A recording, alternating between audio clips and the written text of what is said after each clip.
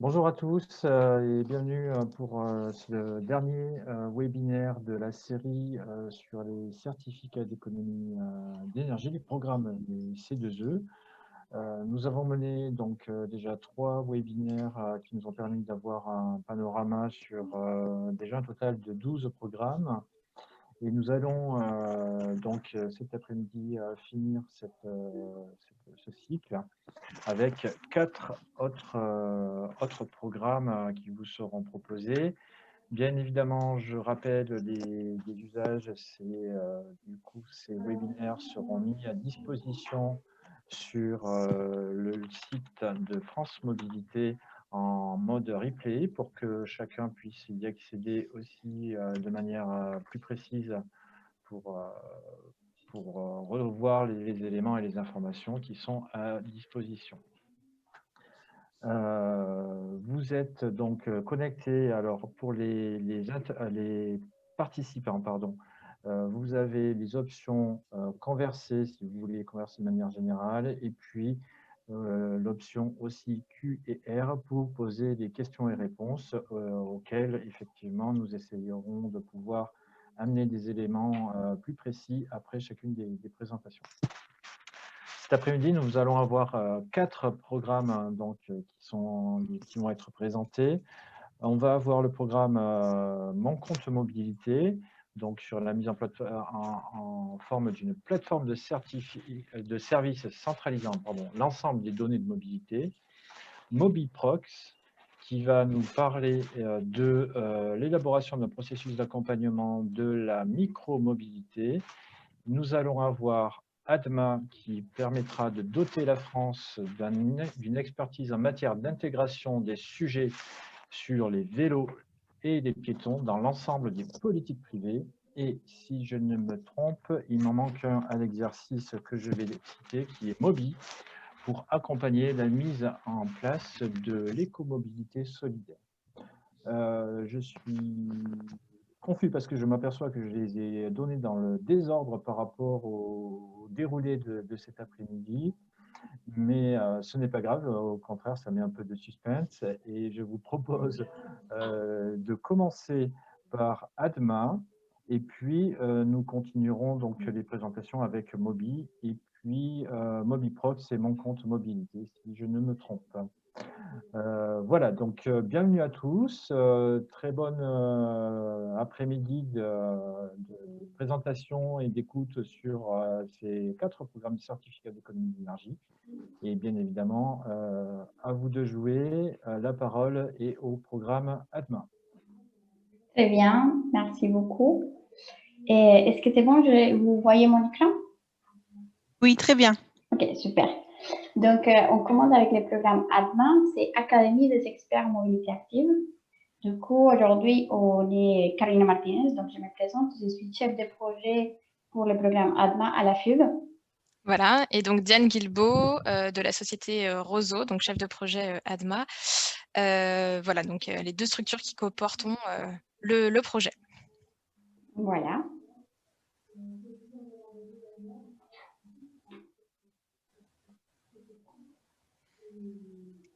Du coup, Carolina, je te laisse peut-être réexpliquer un petit peu les enjeux avant qu'on passe à la présentation. Oui, alors le programme ADMA, c'est un programme qui propose de doter la France d'une expertise en matière d'intégration des sujets vélo et des sujets piétons, qu'on l'appelle mobilité active. On s'intéresse à ces deux sujets dans l'ensemble des politiques publiques et privées. Très bien. Donc, Carolina vous a exposé un peu les enjeux du programme. Moi, je vais maintenant vous en présenter les objectifs et les déclinaisons concrètes. Donc, l'objectif du programme, c'est vraiment la réalisation et la diffusion d'un socle commun de connaissances sur les sujets vélo et piétons dans une dynamique de construction, de savoir et d'apprentissage continu. ADMA, c'est un programme qui ambitionne de mettre cette dynamique à disposition des institutionnels, des professionnels, des collectivités et du grand public à travers 3 grands axes forts d'action.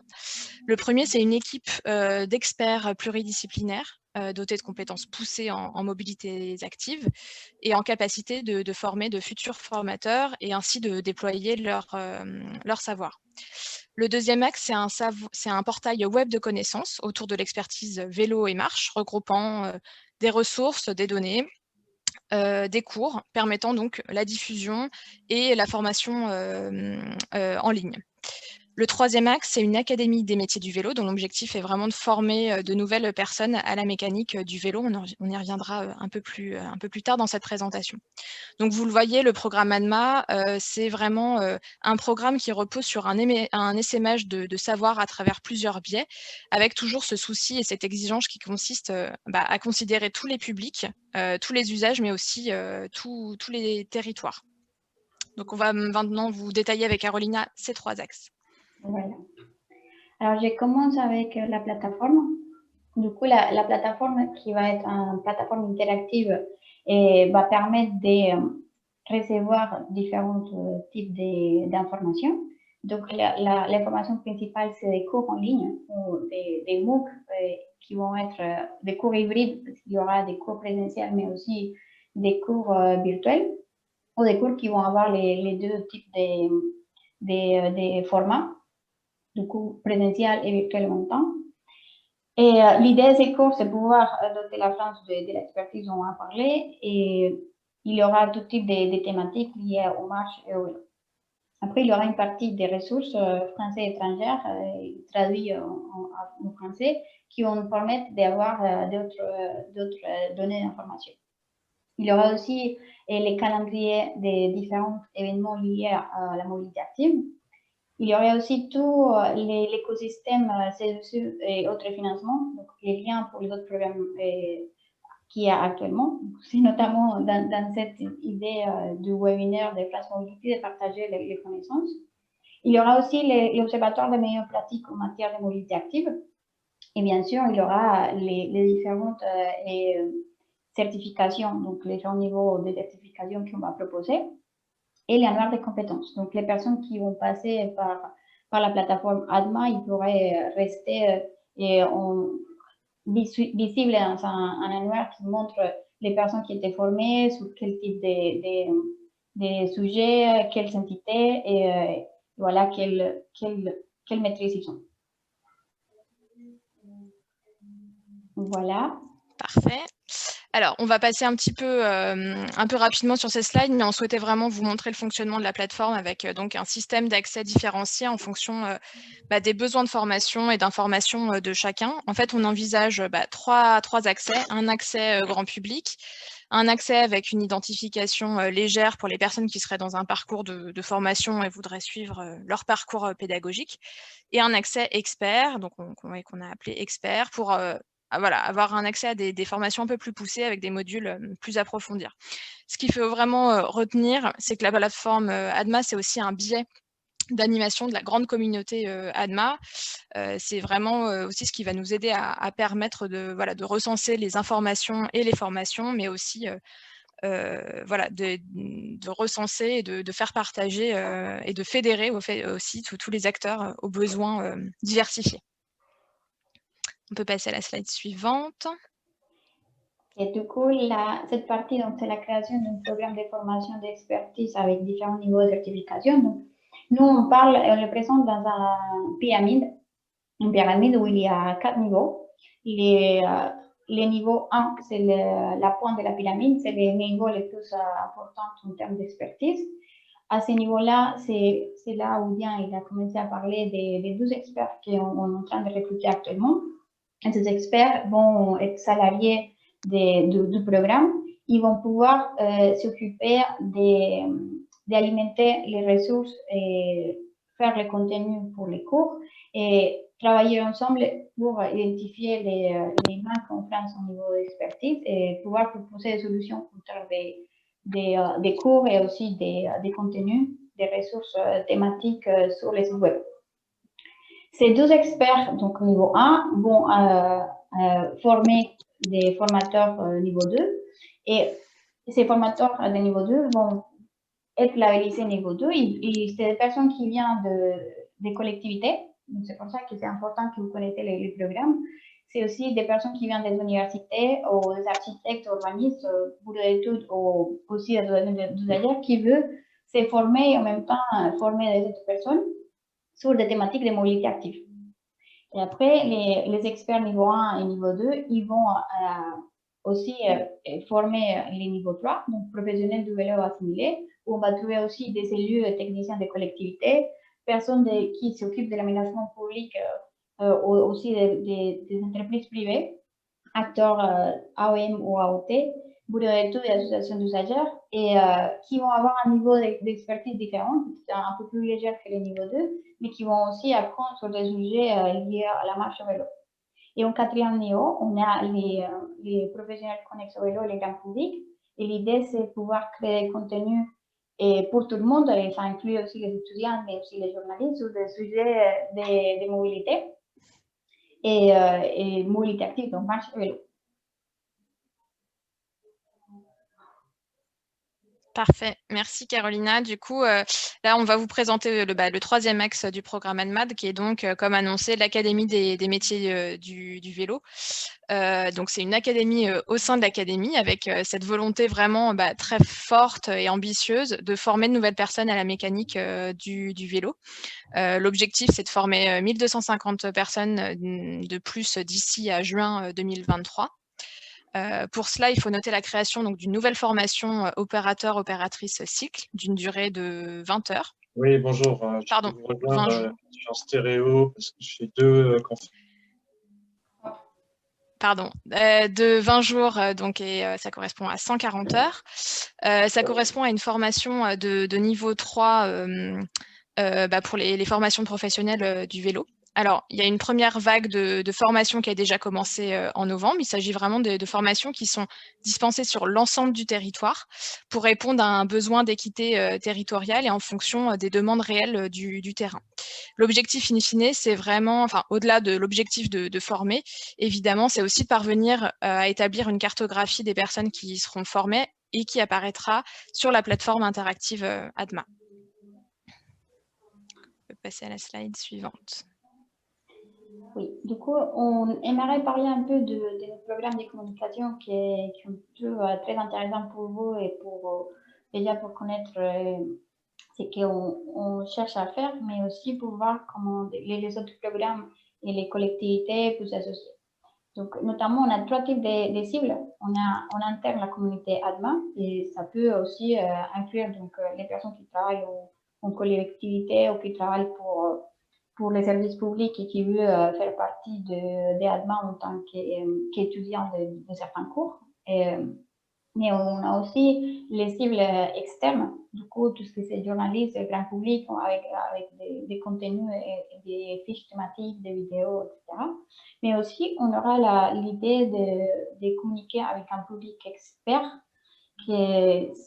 en fait, c'est les groupes des institutions et des acteurs, collectivités ou institutions connexes qui s'intéressent à la mobilité et notamment la presse spécialisée.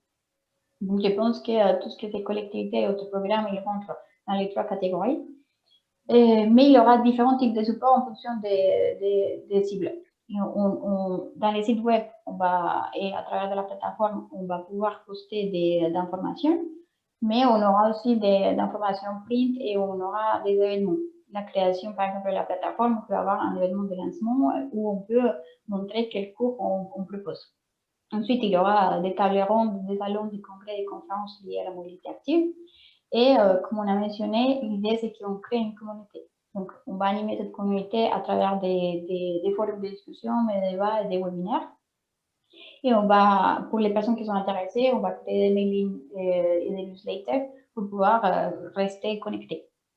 Et ensuite, l'idée, c'est d'apporter dans un blog avec des articles aussi au grand public et d'informer régulièrement les personnes qui sont en contact et la presse spécialisée, tout ce qui se passe sur la mobilité active. Voilà, donc ça, cette slide vient compléter vraiment les propos de Carolina, donc pour présenter dans le temps les grands moments de la valorisation des actions du programme. Donc vous l'avez compris, qui non pas en construction, mais qui a déjà bien commencé, mais voilà, on est dans les premières phases du programme. Donc avec 2 grands moments à venir qui sont le lancement de la plateforme et ensuite la communication sur l'ouverture des formations ADMA, et de façon un peu continue l'animation de la communauté ADMA. Voilà, et donc comme le disait Carolina, on fera le lien avec vous pour que vous puissiez prendre part à ces temps forts du programme ADMA tout au long du projet. Alors, pour expliquer où on est et la réalisation effectuée, parce que le programme, il n'a pas encore commencé avec les cours, mais il a démarré il y a longtemps, dans le sens que la phase la plus visible, c'est la partie Académie de du vélo, où on a déjà commencé avec des formations qui ont commencé en novembre, donc c'est tout récent. Mais après, depuis septembre, on travaille sur les ventes de la plateforme et aussi sur le recrutement des experts. Du coup, l'avenir, c'est qu'à partir de janvier, ils arrivent des experts, ils vont commencer à ramasser les contenus et à proposer les cours pour l'entrée prochaine, l'entrée en septembre 2021. Et voilà, et donc avant de conclure, on voulait vous livrer cette feuille de route pour le programme ADMA, donc qui précise à la fois la jeunesse du projet, ce qui est fait et surtout ce qui reste encore à faire, avec donc dans les grands moments à noter l'arrivée de nos experts, qui est donc prévue pour le début de l'année, comme le disait Carolina. On va ensuite s'atteler avec eux à la création de contenu pour la plateforme et la collaboration des niveaux de certification. Voilà. Donc là, vous avez vraiment une vision de la feuille de route qui nous attend. Voilà. On est à votre disposition pour répondre à vos questions. Alors, n'hésitez pas à poser des questions avec l'icône Q&R que vous avez en bas de l'écran. Pour l'instant, il n'y a pas de questions. Je ne sais pas si vous souhaitez, Diane ou Carolina, ajouter 2-3 éléments au sujet de votre programme. Peut-être ce qui va être intéressant, c'est qu'à partir de 2021, il y aura beaucoup de contenu qui peut être au service des collectivités, mais aussi des institutions publiques en général. Et tout ce qui est des collectes des meilleures connaissances sur le vélo et la marche va être mis dans les sites web. On va avoir des thématiques spécifiques qui vont permettre de faire des contenus, soit des vidéos, soit des articles, des visites techniques. Et il y aura les cours. Les cours vont ouverts pour tout le monde avec un niveau d'expertise différente. Du coup, c'est des choses qui vont venir et vont servir à alimenter justement la connaissance sur la marche et le vélo. Nous, on travaille, peut-être on ne l'a pas mentionné, mais dans notre partenaire très proche, on travaille avec les éléments. Du coup, il y a pas mal de choses qu'on va construire ensemble et il y a des choses qui peut-être on va se différencier parce qu'on va garder quand même une identité ADMA pour pas mal d'éléments, mais on travaille de la main avec les éléments et aussi l'ADEME. Ça aussi, c'est une information qui peut vous intéresser. Diane, je ne sais pas si tu as quelque chose ou plus. Non, écoutez, c'est surtout s'il y a des questions qui se posent. Bien, pour l'instant, on n'a pas de questions qui sont apparues dans l'outil. Donc, je vous remercie pour votre présentation. Parfait. Et je passe la parole au deuxième programme de l'après-midi, c'est-à-dire Mobi, donc Monsieur Lamotte, pour l'écomobilité solidaire. Je vous laisse la main pour présenter votre présentation. Alors, je ne sais pas si ça fonctionne bien. Alors, si ça fonctionne, si vous pouvez le mettre en grand écran. Oui, ce sera mieux. Hop, normalement, c'est parfait. Bon. Pour nous, c'est très bien. Allez-y. Parfait. Alors, pour moi aussi. Du coup, merci beaucoup pour l'invitation et pour parler du programme Mobi. C'est assez synthétique pour qu'on ait un maximum de temps pour les questions si besoin. Donc, Mobi est un programme d'écomobilité scolaire Donc, je vais quand même vous présenter la société EcoCO2 qui porte le programme. EcoCO2 a été créée en 2009. C'est une entreprise de l'économie sociale et solidaire dont la mission est justement d'accélérer la transition écologique par l'évolution des comportements. Et donc, pour ça, on utilise des outils comme la sensibilisation, aussi bien des citoyens, des organisations. Donc, on porte notamment d'autres programmes C2E à destination d'entreprises, par exemple le programme EVE à destination des entreprises du secteur des transports, le programme WATI, par exemple, qui est à destination des élèves d'école maternelle et élémentaire, justement pour les sensibiliser à réduire leur impact énergétique, etc. etc. On utilise également on accompagne également des entreprises, des organisations, tout en développant une plateforme de données numériques qui permettent, par exemple, de pouvoir comprendre quelles sont ces émissions de gaz à effet de serre, quels sont ces niveaux de consommation, etc., etc. Et avec tout ça, on espère justement essayer de contribuer à notre échelle à la transition écologique de manière globale. Pour revenir sur ce qui nous intéresse cet après-midi, le programme MOBI. Le programme MOBI a deux objectifs. Donc, le premier, c'est vraiment accompagner la mise en place d'un PDES. Le PDES, c'est le plan de déplacement établissement scolaire. On est labellisé avec les écoles élémentaires, les collèges et les lycées sur tout le territoire. Et le deuxième objectif, ça va être de sensibiliser les élèves de ces établissements qui sont justement accompagnés à l'écomobilité, à la nécessité de se déplacer en limitant leurs émissions de gaz à effet de serre. Donc, on a une convention cadre pour déployer le programme jusqu'en 2023. Donc là, on est quasiment au début du déploiement pour déployer le programme MOBI. Pour entrer sur la méthodologie du programme MOBI, le PDES, c'est vraiment toutes les mesures qui vont encourager le recours au mode de transport alternatif pour les déplacements scolaires, c'est-à-dire réellement éviter la voiture individuelle. Le PDES, on veut vraiment qu'il porte sur tous les déplacements dans l'établissement scolaire. Ce n'est pas uniquement se concentrer sur les déplacements des élèves et de leurs parents, mais également prendre en compte le déplacement des enseignants, du personnel, comme vous pouvez le voir, des sorties de classe, des livraisons, etc. etc. Avoir vraiment cette vision globale sur tous les déplacements. On propose également que le PDES couvre au moins 2 années scolaires. On a la possibilité de commencer en cours d'année scolaire, mais 2 années scolaires, on estime qu'on aura beaucoup plus d'impact que sur une seule année. On pourra faire des actions qui seront du coup sur 2 années scolaires, 2 fois plus de sensibilisation pour les élèves, etc. etc. Et donc, on estime qu'on aura un impact qui sera beaucoup plus important sur 2 années scolaires. Sur cette slide qui est assez lourde, on voit toute la méthodologie qu'on utilise. C'est une méthodologie qui est entre guillemets classique, comme on pourrait retrouver en gestion de projet classique. On a une phase de lancement, une phase de diagnostic, d'action et de bilan.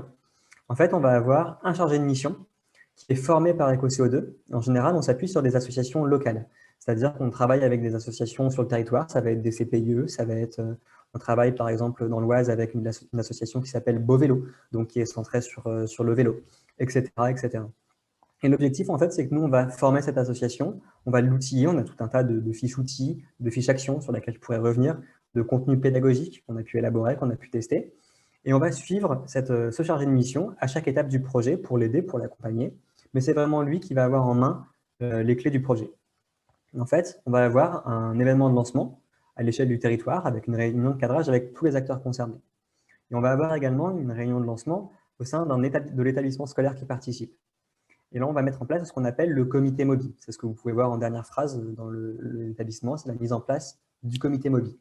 Ce comité MOBI est vraiment central pour le déploiement du programme MOBI, c'est-à-dire que le comité MOBI, c'est vraiment un comité de volontaires, un comité participatif, un comité entre guillemets, un peu de démocratie participative, où en fait, tous les acteurs du territoire qui sont concernés par la mobilité autour de l'établissement scolaire vont venir se réunir et se poser des questions. Le comité MOBI, par exemple, on veut dedans qu'il y ait des enseignants, le directeur de l'école, un membre de la collectivité locale, des membres d'associations, des riverains, pourquoi pas, etc. etc. Des parents d'élèves, ça peut également être des élèves. Au collège, il y a des éco-délégués, ils ont complètement leur place dans la démarche. L'objectif, c'est que ce comité MOBI sera vraiment le décisionnaire du plan d'action. C'est-à-dire que notre chargé de mission ne va pas dire on va faire des actions basées sur le vélo, des actions basées sur la marche, etc., etc. Ce sera vraiment des actions qui auront été décidées par le comité MOBI qui se mettront en place. En deuxième phase, on a toute une phase de diagnostic. C'est aussi bien un diagnostic qui va concerner la mobilité, mais également l'accessibilité autour de l'établissement scolaire. Ça va être par exemple des enquêtes plutôt quantitatives, comme par exemple comprendre quels sont le pourcentage de parents qui viennent à pied, en vélo, en voiture, etc. Ça peut être également plutôt du qualitatif, aller sur le terrain et comprendre quels sont les points de passage dangereux, s'il existe des pistes cyclables autour de l'école, etc., etc. L'objectif de ce diagnostic, c'est d'avoir vraiment une vision complète des enjeux mobilité, accessibilité et de toutes les problématiques qui sont liées autour de l'établissement scolaire. En fonction de ce diagnostic, on va pouvoir mettre en place le plan d'action. Et l'objectif, c'est de choisir vraiment les actions qui vont être les plus pertinentes. On a cité entre 3 et 5 actions, ça peut être moins, ça peut être plus. On a tout un portefeuille d'actions que je vais vous montrer. L'objectif, c'est vraiment de choisir les actions les plus pertinentes. Et notre chargé de mission sera en charge de mettre en place ces actions, de mettre en place le suivi de ces actions et les différentes adaptations qu'on va pouvoir avoir. Je vais revenir juste après sur cette slide. Ça me permet juste de vous montrer nos différentes fiches actions. Donc là, c'est quelques exemples. On a tout un portefeuille à côté qu'on a regroupé en fait sous 3 grandes familles d'actions. Ça va être des actions de report modèle. Par exemple, faire un pédibus, faire un vélobus, etc. Ça va être par exemple des actions sur les infrastructures. On peut avoir remarqué dans le diagnostic qu'on a une super piste cyclable, mais qu'on n'a pas d'aménagement de parking à vélo, par exemple, dans l'établissement. Ça peut être une idée. Ça peut être, dans la 3e grande famille, des actions qu'on appelle d'acculturation à l'écomobilité scolaire. Là, ça va être sous forme d'événements, sous forme de communication, sous forme, par exemple, de permis piéton, permis vélo, pour, encore une fois, se familiariser avec l'écomobilité et pouvoir la prendre en main davantage. Je me permets simplement de remonter sur la méthodologie globale du projet, donc pour montrer qu'une fois qu'on a mis en place ces actions, on va également faire de la sensibilisation pour les élèves. La sensibilisation et le plan d'action vont vraiment de pair. Et donc, la sensibilisation est différenciée pour les collèges et lycées. On est davantage sous des formes d'événements de sensibilisation, des événements participatifs, collaboratifs. Alors qu'en école élémentaire, on est vraiment sur un atelier par année, par classe, où notre chargé de mission va venir dans chaque classe parler d'écomobilité et apporter les premières briques de connaissances liées aux enjeux de l'écomobilité notamment. Enfin, les dernières étapes du PDES, ça va être notamment le suivi des indicateurs. On va avoir toute une phase où on va essayer de savoir si en fait le plan d'action va dans le bon sens, si on a des bons résultats, si on a davantage d'écomobilité, etc., etc. On pourra par exemple reprendre ce qu'on a pu voir dans le diagnostic et voir si on va dans le bon sens. Ça va nous servir vraiment à aiguiller notre projet et savoir si le plan d'action est efficace ou pas. Et dans ce cas-là, on pourra peut-être mettre en place d'autres types d'actions qui vont davantage correspondre aux besoins des acteurs du territoire. C'est vraiment cet enjeu-là, coller le plus possible aux enjeux et aux besoins des membres du territoire, des parents d'élèves, des enseignants, etc., etc. Et enfin, en dernière phase, on a une phase de bilan. On va présenter les résultats obtenus, présenter les actions à poursuivre et surtout comment pérenniser le projet. Les enjeux de l'écomobilité sont assez importants, aussi bien environnemental que des enjeux de santé publique, des enjeux sociétaux, etc., etc. Et dans ce cadre-là, on ne veut pas uniquement qu'il y ait de la mobilité que sur 2 années scolaires avec notre chargé de mission, mais qu'on puisse mettre les actions sur plus long terme. Et donc, on a prévu également du temps pour réfléchir à comment pouvoir mettre en place les actions sur du long terme. Ça, c'est un objectif qui sera assez difficile, assez ambitieux, mais qui est très important. Donc, voilà globalement toute la méthodologie du programme MOBI et du déploiement du PDES. On avait quelques opérations en photo, je vais y passer rapidement, mais c'est nos opérations, notamment c'est les premiers événements de lancement qu'on a pu mettre en place à la rentrée scolaire, qui ont commencé dès septembre 2020. Également les enquêtes terrain qui commencent pour savoir comment les enfants se déplacent, etc., etc. On est vraiment dans ces premières opérations. Les plans d'action vont se mettre en place dans les mois à venir. On a donc tout un tas de fiches outils, donc c'est ce que j'ai évoqué brièvement, les fiches outils, les fiches actions, qu'on va en fait fournir à notre chargé de mission, qu'on va former. On a vraiment des fiches sur chaque étape pour l'outiller à chaque étape du projet. Les fiches actions, je suis déjà passé dessus, donc je passe rapidement. Je vais m'intéresser maintenant au budget. Il faut bien comprendre que dans le programme MOBI, le budget est assuré par la collectivité. C'est-à-dire que c'est la collectivité qui va prendre en charge le reste à charge, le certificat d'économie d'énergie prend en charge 75% du coût, et la collectivité locale, en fait, vont payer le complément, les 25% restants. On a plusieurs cas de financement possibles. On a des communes qui ont, par exemple, pris en charge 100% du reste à charge. Et puis, on a également des communes où on a, par exemple, des financements partagés sur le reste à charge entre l'interco, entre l'interco et les communes, par exemple. C'est des modes de financement qui existent.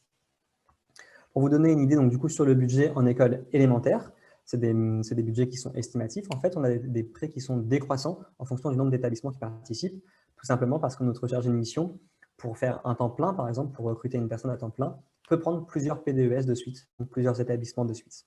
Donc, pour vous donner une estimation, le reste à charge pour la collectivité, pour une collectivité, quand il y a un établissement qui participe, ça va environ d'être 7 400 € pour 2 années scolaires, soit 3 700 € par année.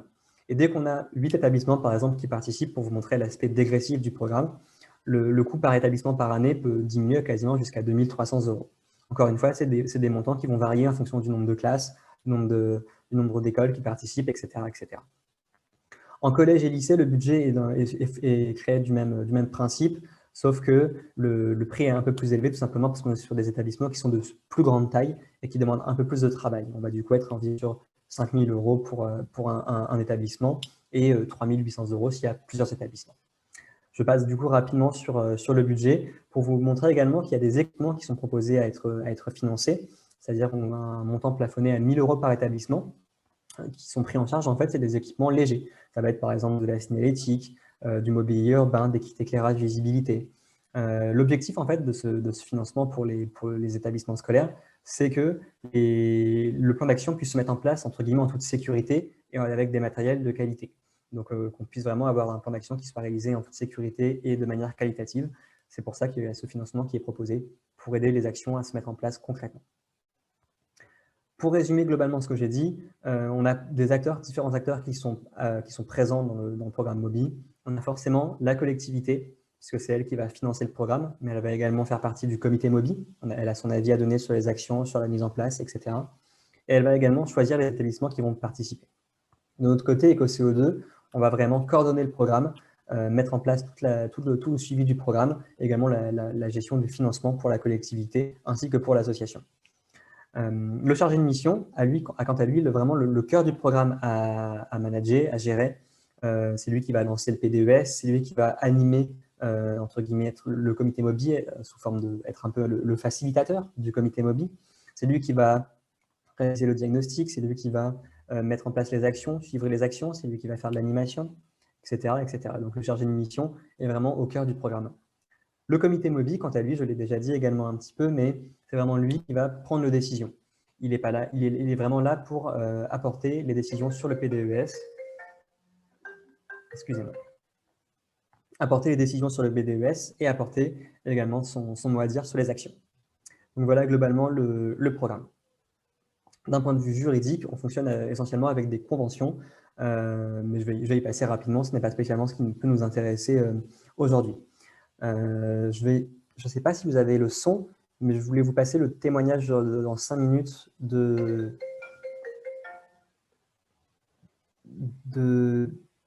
Alors, je crois qu'on n'a pas le son. Comment ça fonctionne? Je suis la deuxième adjointe au maire en charge de l'enfance, jeunesse et des solidarités. Précédemment, j'ai été présidente des parents d'élèves, donc je suis assez en lien et enclin avec l'école et qui s'y rapporte. Je suppose que c'est vous qui avez participé au programme MOBI. Et donc, est-ce que vous pourriez nous dire en quoi vous avez été intéressé par ce programme et quel a été l'élément déclencheur? Alors, il faut savoir qu'à Bailleul, on a développé pas mal de sentes piétonnes ou de voies douces qui permettent l'accessibilité aux personnes à mobilité réduite, aux vélos, aux piétons, dans tout le village. Voilà, donc en fait, on avait pas mal d'atouts, on va dire, de notre côté, mais à chaque fois, c'est sur des éléments bien ciblés. Et par exemple, on venait à l'école pour sa sortie vélo, mais n'empruntait pas forcément son vélo pour venir à l'école, simplement pas dans le but de l'utiliser à l'école pour une autre sortie. Voilà, donc ça c'était déjà la première des choses. La deuxième aussi, on se rend compte en fait que les parents utilisent la voiture pour des petits trajets et puis ça engorge les alentours de l'école et la circulation devient de plus en plus difficile.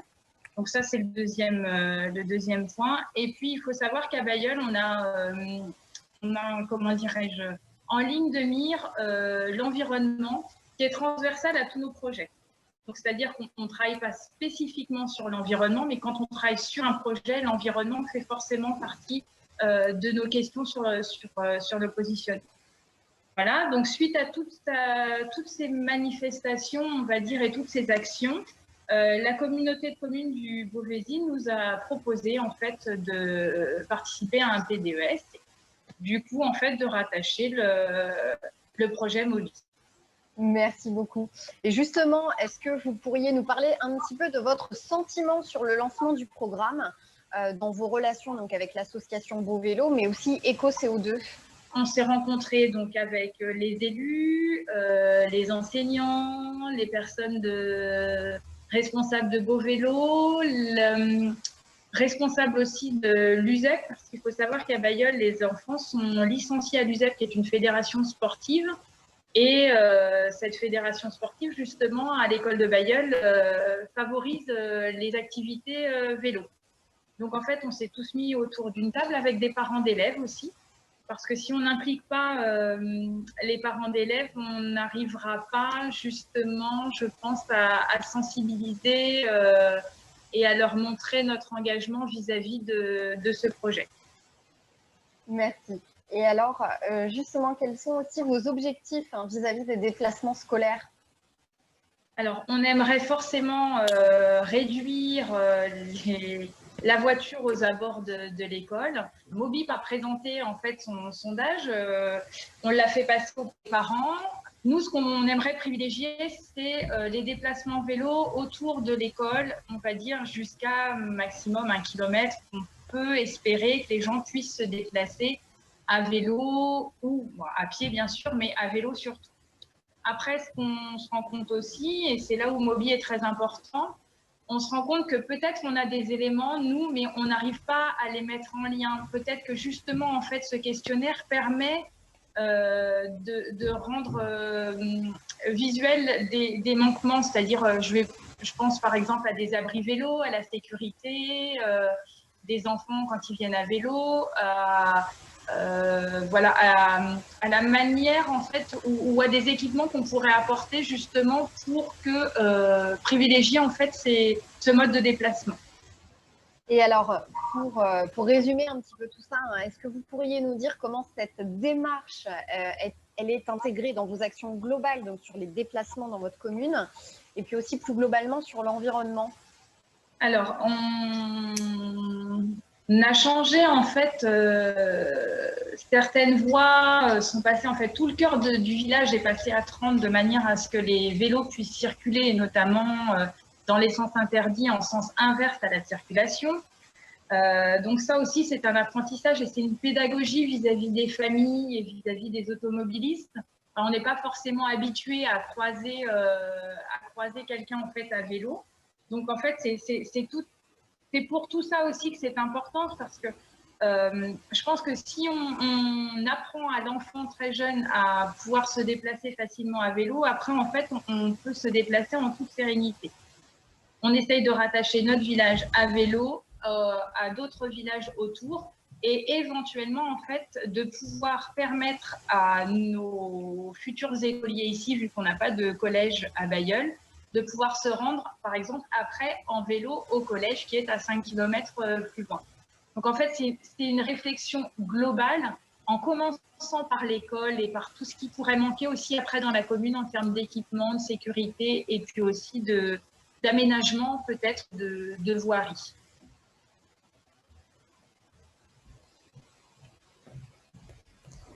Alors, je ne sais pas si on avait bien entendu. Je voulais introduire la vidéo, mais elle s'est lancée et je n'ai pas réussi à l'arrêter.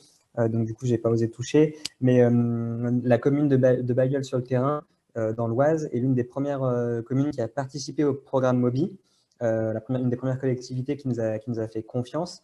Et donc, en fait, on tenait pas mal à explorer son témoignage, leur expliquer pourquoi justement la collectivité s'engage dans le programme Mobi. Elle cite notamment toute cette partie du questionnaire et du sondage qu'on a pu réaliser. Ce sondage, en fait, qui montre que notamment une grosse majorité des parents souhaitent justement se poser des questions sur la mobilité et souhaitent au moins pouvoir donner leur avis sans spécialement venir tous en vélo ou tous à pied, mais au moins pouvoir en discuter pour trouver des solutions. Et c'est exactement le principe du comité Mobi, c'est-à-dire que tout le monde, entre guillemets tout le monde, enfin tous ceux qui sont intéressés se réunissent à travers ce comité Mobi pour trouver les solutions qui sont le plus adaptées pour chacun. Et donc, c'est vraiment cet objectif participatif, entre guillemets, avec les différents acteurs du territoire pour trouver les meilleures solutions. Et elle fait également référence au diagnostic qui a été mis en place dans les premières étapes qu'on a pu décrire, où en fait, on voit apparaître les freins des parents. Pourquoi ils ne se déplacent pas en vélo, pourquoi ils ne se déplacent pas comme ça, comme ci, etc. en fait. Et à travers ce questionnaire, on comprend quels sont les freins. On va essayer de proposer des actions qui vont dépasser ces freins ou pouvoir justement passer au-dessus de tout ça pour avoir davantage d'écomobilité, que ce soit des actions vélo, des actions à pied, même si là, on a pas mal d'objectifs qui sont sur l'aspect vélo, entre guillemets. Je pense que je crois qu'il y avait des questions. Alors, je ne sais pas si je peux les regarder en même temps. Je vais vous aider sur les questions. Donc, il y a eu quelques questions, en effet. Donc, je voulais dire, allez-vous communiquer une liste de vos associations partenaires qui vont déployer le programme dans les territoires? Alors, on peut communiquer la liste des associations avec qui on est déjà partenaire. On a déjà une quarantaine d'associations sur tout le territoire français. Donc, on a quasiment des associations sur toutes les régions françaises avec lesquelles on travaille déjà, notamment sur le programme WATI, dont j'ai parlé un petit peu au début, qui est un programme de sensibilisation. Mais la majorité de ces associations ont en fait les compétences pour également faire de l'écomobilité scolaire. Donc, on a déjà pas mal de partenaires. Et après, comme je le disais, alors par exemple avec l'association Beau Vélo, qu'on a recruté entre guillemets dans l'Oise pour animer le programme Mobi. C'est une association qui est uniquement centrée vélo. Donc nous, on l'a également formé sur les autres thématiques de mobilité, hein, sur la marche, sur l'animation de réunions, etc., etc. Mais on n'est absolument pas contre avoir de nouvelles associations partenaires pour animer le programme. Donc là, à l'heure actuelle, on a déjà, comme je disais, environ une quarantaine d'associations partenaires. Et on en aura sûrement beaucoup plus encore dans 1 an ou 2 ans, quand le programme Mobi continuera de se déployer sur tout le territoire. On aura besoin de recruter des associations. Merci. Et je vois que j'ai une deuxième question Oui. également. Alors, je vous la lis si vous voulez. Comment cela fonctionne exactement pour le chargé de mission et l'animateur? Ils doivent être salariés de l'association partenaire. Et quel est le temps passé estimé?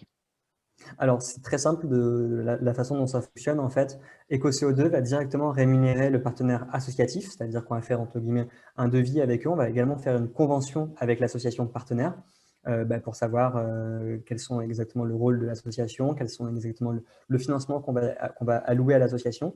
Et en fait, c'est un coût jour qui est établi en accord avec l'association en fonction de leur coût. On essaie de se baser au maximum sur leur coût. Où en fait, ils vont être rémunérés au temps de travail passé sur le PDES. Et donc effectivement, en général, ils sont salariés de l'association partenaire. Il peut y avoir, je pense, quelques cas particuliers, mais en 99% des cas, c'est des salariés de l'association partenaire. Et globalement, le temps estimé par PDES, alors c'est vraiment une estimation globale, parce qu'il faut bien comprendre qu'il y a des établissements qui sont parfois en taille beaucoup plus grand et qui demandent du coup beaucoup plus de temps de travail, ce qui est logique. Mais globalement, le temps passé par PDES, par établissement scolaire, c'est environ une trentaine de jours, alors entre 25 et 35 jours pour 2 années scolaires sur le PDES. Donc, il y a quasiment, si vous voulez, une dizaine de jours passés sur toute une phase de diagnostic, entre le questionnaire, entre les enquêtes terrain, entre les réunions du comité Mobi, etc., etc. Puis, il y a pareil une dizaine de jours de mise en place des actions. Sur les adaptations, sur mettre en place les actions, les adapter sur le territoire, etc. etc. Et puis après, il y a tout aussi les jours d'animation. Effectivement, par exemple, si on a des nombreuses classes, si on a 50 classes qui participent, ça fait déjà 25 demi-journées, puisqu'il y a une demi-journée sur chaque classe, etc. Donc, ça fait forcément beaucoup de jours qui se rajoutent. Mais en tout cas, on travaille sur la méthodologie du PDES, il y en a environ une trentaine. D'accord, merci. J'espère que j'ai pu répondre au mieux. Sinon, les personnes demanderont des compléments. Vous avez encore du temps, donc vous pouvez encore continuer à poser des questions. Je vous relais aussi une question du fil de discussion. Comment Mobi sensibilise les parents? Alors, effectivement, la sensibilisation, quand on parle de sensibilisation, c'est la sensibilisation qui est en classe, que ce soit au lycée, que ce soit au collège. Mais les parents sont également forcément des cibles, puisqu'on sait très bien que, notamment en école élémentaire, c'est les parents qui amènent les enfants, et les enfants n'ont pas spécialement le choix dans le mode de transport. Et donc, les parents sont forcément et sont fortement invités, aussi bien dans ce que je parlais du comité Mobi, dans ces quelques réunions qu'on organise, c'est quasiment une réunion par trimestre. Donc là, ils sont également sensibilisés à toutes ces questions-là. mais également à travers du diagnostic. Dès le diagnostic, ils sont pris en compte, c'est-à-dire qu'on va aller, entre guillemets, à la rencontre parents. Donc ça peut être parfois sous forme de questionnaire, mais parfois sous forme d'événements également qu'on met en place à la sortie de l'établissement scolaire. Hein. Je peux remontrer la photo que j'avais montrée tout à l'heure, mais je vais remontrer. Voilà, la photo que j'avais mis tout à l'heure, j'arrive plus à remonter. Hop. Où effectivement, il y a des événements qui sont mis en place dans l'établissement scolaire, autour de l'établissement scolaire, où les parents sont les bienvenus. Et donc là, on va pouvoir toucher les parents et pas uniquement toucher les élèves, puisque comme j'ai dit, forcément, c'est important dans le choix de mobilité. Donc, les parents sont forcément touchés à ce moment-là, lors des événements, lors du diagnostic, puisqu'on va enquêter également sur eux, donc sur quels sont leurs freins. On ne va pas uniquement se centrer sur les élèves. On va forcément se centrer, on va également se centrer sur les élèves pour avoir des résultats à d'autres questions. Mais sur certaines questions, on va les poser directement aux parents. Et donc, c'est également un moyen de pouvoir les toucher, de pouvoir les sensibiliser et d'essayer de travailler avec eux. Et comme je le disais, donc là, je me répète un tout petit peu, mais sur le comité MOBI, c'est vraiment très important puisqu'ils ont totalement un rôle à jouer. Leur voix est aussi importante que ce soit celle de la collectivité ou d'une association locale, etc. La voix des parents est aussi importante pour venir exprimer justement leurs besoins en termes de mobilité. Et là, on espère toucher un maximum de parents également. Merci. Bon, du coup, moi, je vais vous poser une question. Avez-vous des actions vis-à-vis des enseignants et des directeurs, que ce soit pour leur propre mobilité, mais aussi pour les messages qu'ils peuvent faire passer aux élèves? Alors oui, je pense qu'il faut mettre vraiment tous ces acteurs-là au même niveau. C'est-à-dire que quand on a dit dès l'introduction que le P2S doit porter vraiment sur tous les déplacements de l'établissement scolaire. Donc, on ne va pas uniquement se centrer sur les élèves et les parents, mais également proposer des solutions pour les enseignants, pour les acteurs de l'école. Et ils ont totalement leur mot à dire, encore une fois, dans ce fameux comité MOBI.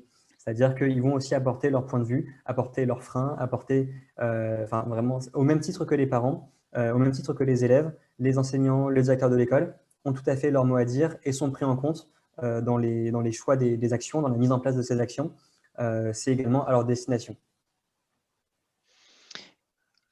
Merci. Et la mairie ou la collectivité territoriale vous accompagne tout au long de votre intervention?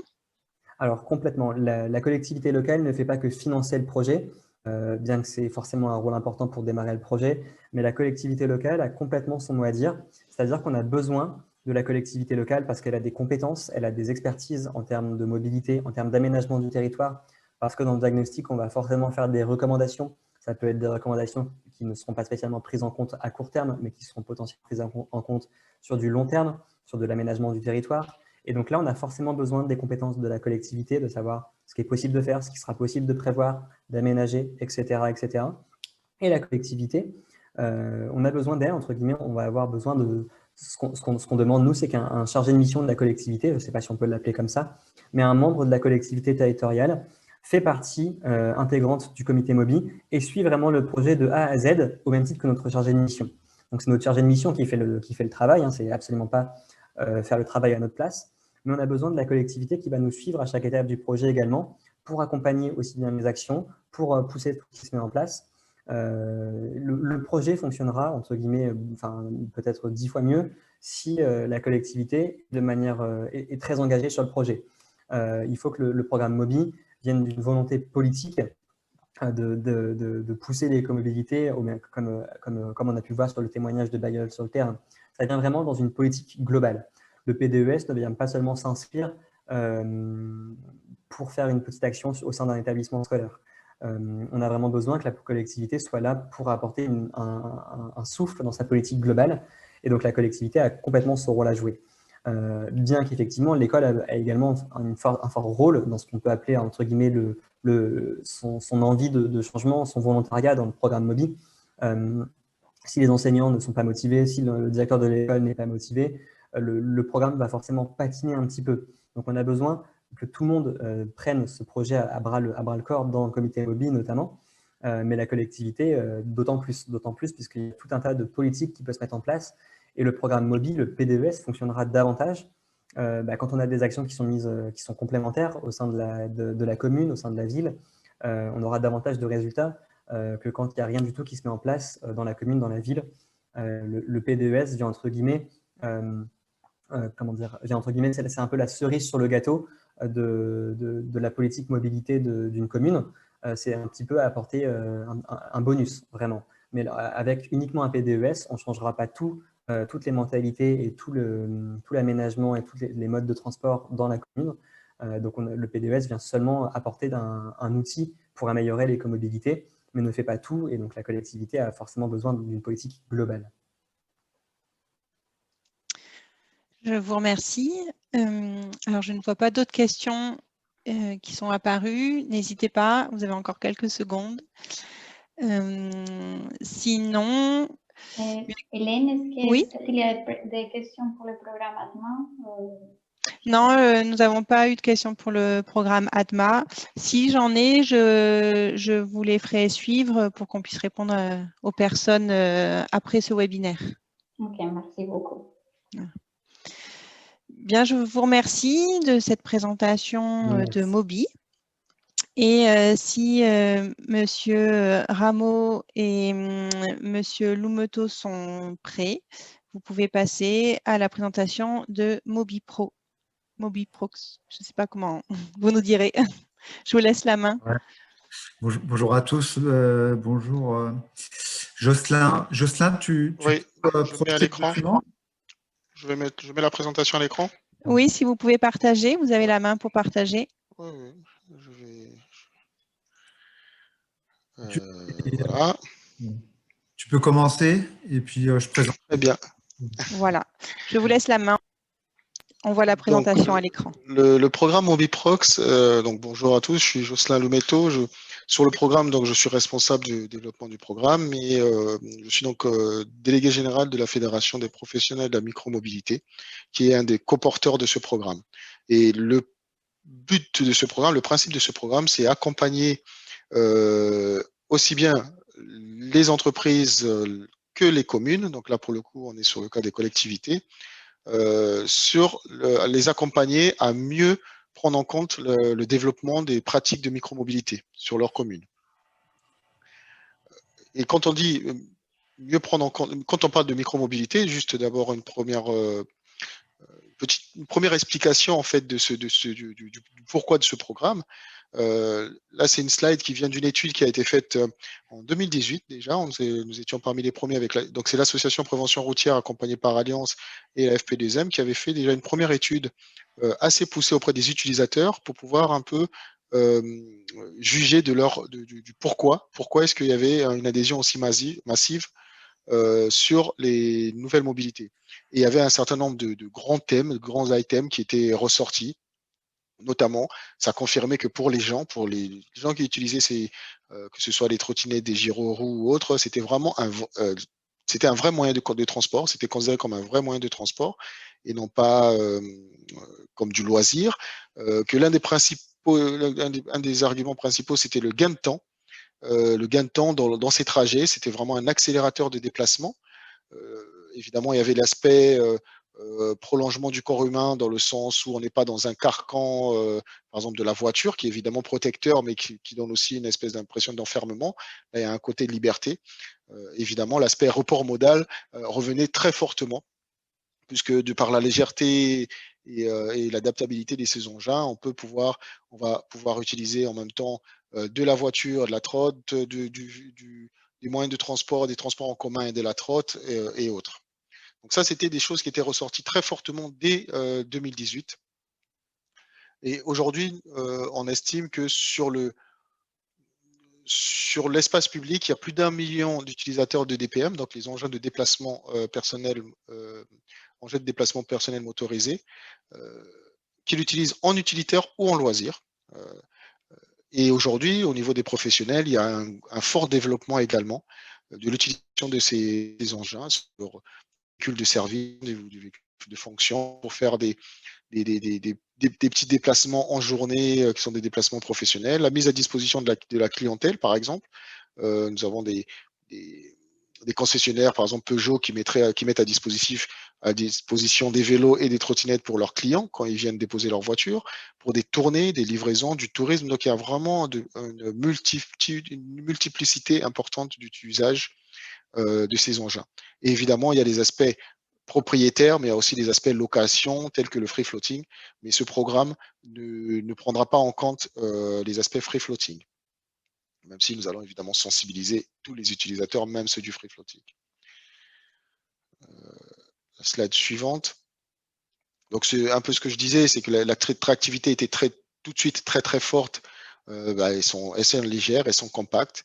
On a une vraie maîtrise de son temps de trajet, parce qu'on sait quand on part, on n'est pas soumis au trafic, on n'est pas soumis à l'encombrement. Et évidemment, tout ce qui est infrastructure cyclable, ça, on met l'accent là-dessus pour les communes.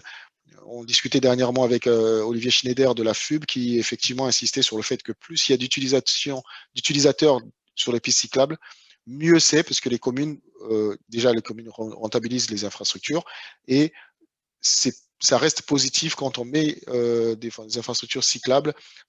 On a plus de monde qui utilise ces pistes cyclables et ça justifie les investissements. Donc là, pour le coup, la trottinette ne vient pas en ennemi du vélo, mais vient vraiment compléter une offre vélo et autres. Sur les nouvelles mobilités, nous considérons qu'il y a un potentiel d'énergie important, donc c'est le pourquoi aussi du programme. Aujourd'hui, donc là, les sources, c'est de l'INSEE, hein. On considère que pour les moins de 5 km, en voiture, il y a près de 74% des déplacements qui se font en voiture. Le challenge, c'est 74% de déplacements. Comment fait-on pour les transformer en déplacement domicile-travail, par exemple, sur des trottinettes électriques? Il y a déjà un certain nombre de gens qui ont fait la bascule. Et aujourd'hui, le challenge, c'est de se dire, si on a un taux de conversion de 28% de ces trajets, ces 74%, il y a clairement des gains en CO2. Bon, là, on l'a affiché en CO2, mais en économie d'énergie, qui sont possibles. L'objectif du programme, vous allez le voir, c'est effectivement de le suivre, de l'objectiver et de, espérons-le, valider cette prise de position théorique. Peut-être Christophe, ton micro est fermé. Oui, je vais vous présenter concrètement Mobiprox et ce que Mobiprox peut vous apporter. Parce qu'il y a différents vélos, différentes choses qui peuvent vous intéresser directement. Le premier objectif, c'est de mieux connaître et faire connaître l'usage de ces micromobilités, notamment sur les règles du code de la route, les équipements, la sensibilisation aux économies d'énergie. Et donc là, il y a un grand besoin d'information, hein. Le code de la route lié aux micromobilités date d'à peine 1 an.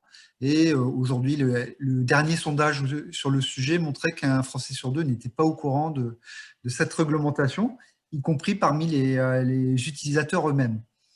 Donc là, on a prévu 200 actions d'information, de sensibilisation et d'initiation dans les entreprises, dans les collectivités. Alors, on a déjà des actions programmées, hein, pour des entreprises ou des collectivités.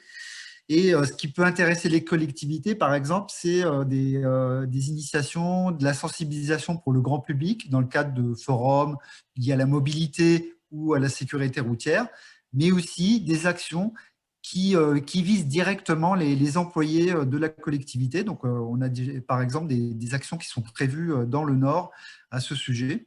Des actions également prévues en Île-de-France. Donc, on commence à programmer nos actions pour 2021, sachant que les actions vont de 2021 à 2022. Donc, on a le temps de vraiment planifier toutes ces actions.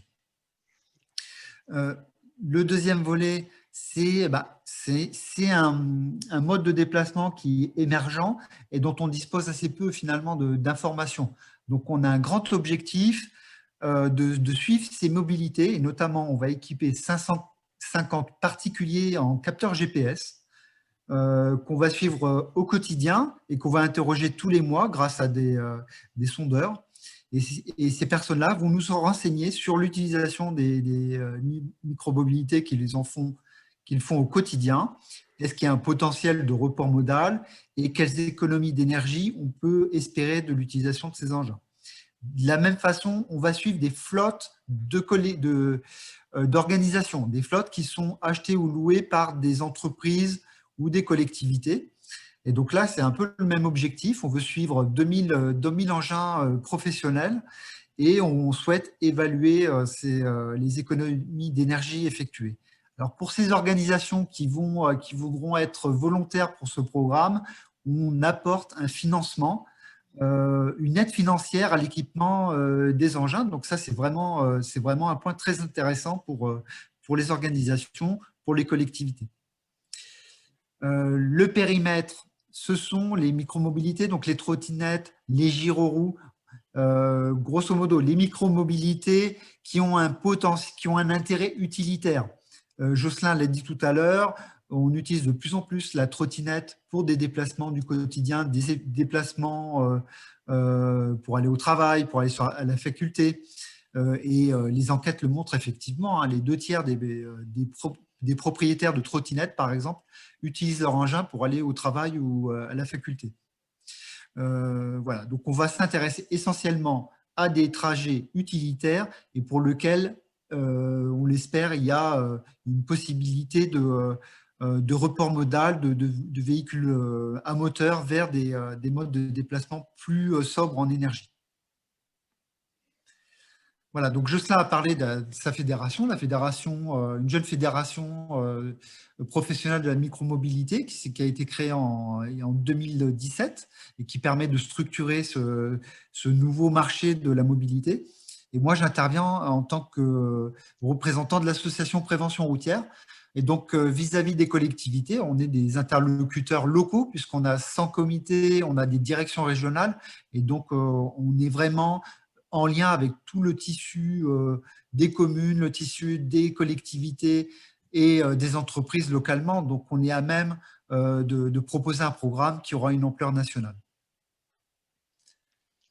Donc là, j'en ai déjà parlé. Et, nous, on a l'ambition de, à travers MobiProx, mais d'autres études aussi, d'apporter de la matière, d'apporter de l'expertise, d'avoir vraiment de faire en sorte que le grand public, les collectivités locales, les donneurs d'ordre, les politiques, les porteurs de politiques publiques aient une idée très précise du potentiel de ces nouvelles mobilités ou des contraintes de ces nouvelles mobilités au travers d'études, au travers de données qualifiées et essayer d'enlever la part, on va dire, d'extrapolation dans la connaissance de ces engins. Donc, ce programme a vraiment une importance cruciale dans le mieux connaître ces nouvelles mobilités, les usages, les impacts et mieux donc connaître leur impact sur les mobilités du quotidien pour pouvoir orienter les stratégies d'entreprise ou simplement les stratégies publiques des collectivités.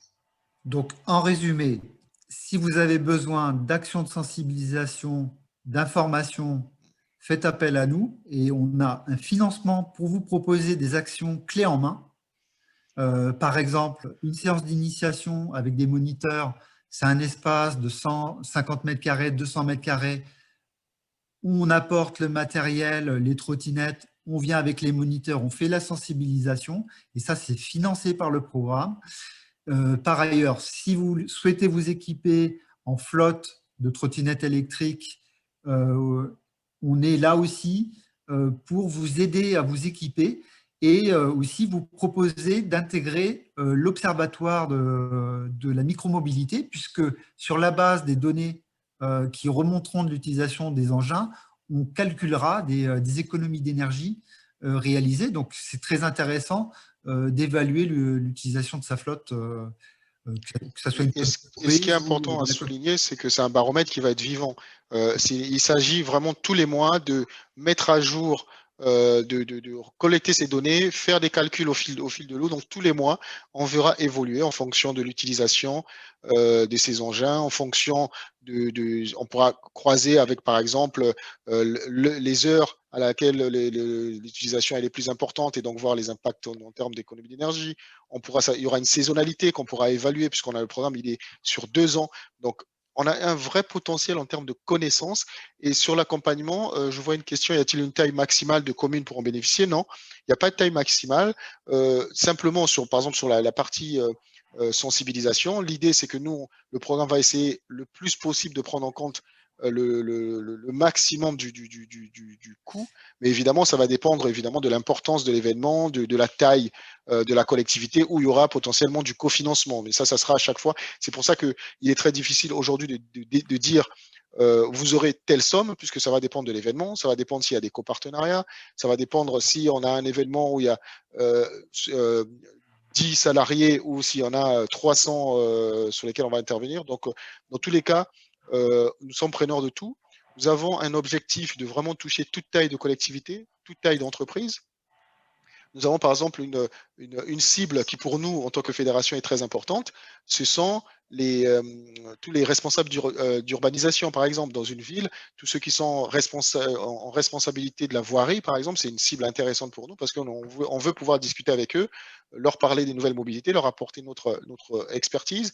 Les gendarmeries, c'est important de pouvoir discuter avec eux parce que les mobilités sont nouvelles, ils connaissent pas toujours le comportement parce qu'il y a beaucoup d'études sur le comportement, sur les usages.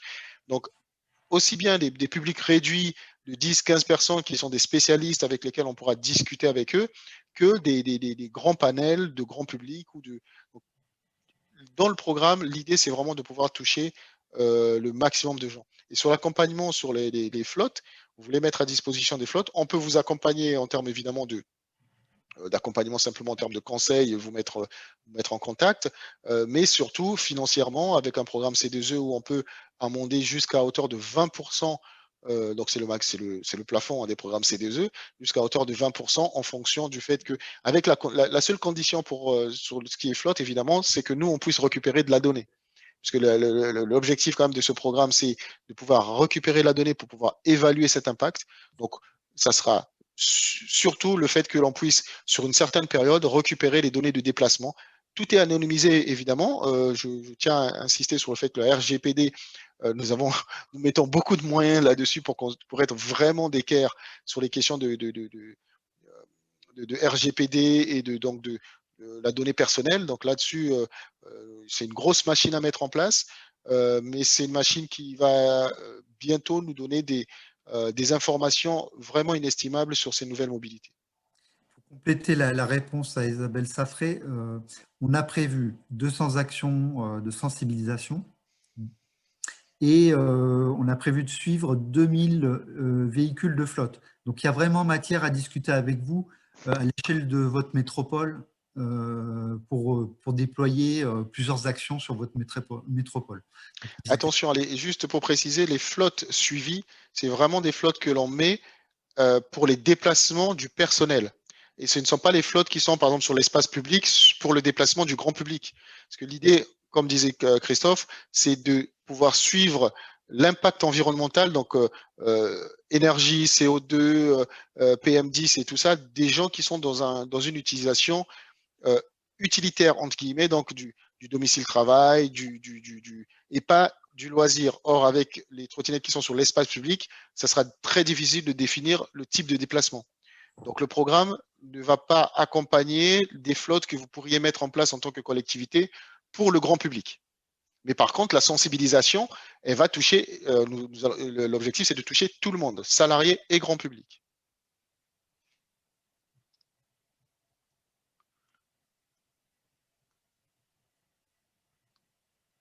Donc, quelques éléments, évidemment, que nous espérons pouvoir apporter pour les collectivités en termes de réglementation par rapport à toutes les études que nous avons eu à faire, que ce soit avec l'association professeur routière, avec la fédération de l'assurance ou des études que nous avons eu à faire. Nous avons pas mal de matières qui peuvent vous intéresser. Évidemment, nous avons suivi, nous, en tant que fédération, très attentivement la loi LOM, donc sur la mobilité, et puis tous les décrets qui ont accompagné cette loi au niveau technique, donc sur les engins, nous avons une vraie connaissance des engins, du marché, le type d'engin, la sécurité des engins. Donc ça aussi, ce sont des choses sur lesquelles nous pouvons vous accompagner. L'important pour nous, évidemment, c'est de pousser à un aménagement de pistes cyclables, par exemple, qui prennent en compte les nouvelles mobilités, qui prennent en compte des gyroroues, qui prennent en compte des trottinettes, parce qu'il y a des spécificités en taille de roue, en position des usagers qui sont à prendre en compte.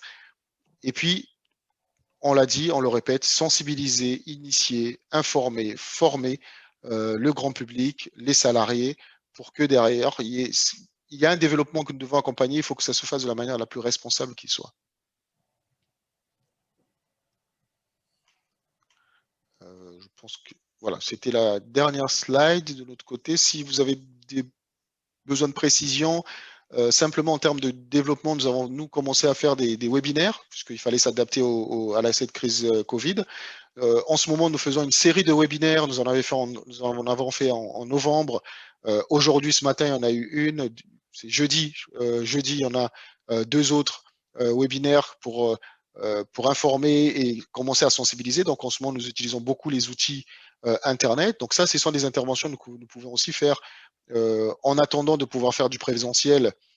Si vous avez des salariés avec lesquels on peut monter une opération d'information en webinaire aujourd'hui, bah, nous sommes adaptés. Nous sommes aujourd'hui, on commence à avoir une bonne expérience et des bons retours sur cela. Donc, on peut commencer déjà maintenant, si vous êtes intéressé, à avoir des interventions.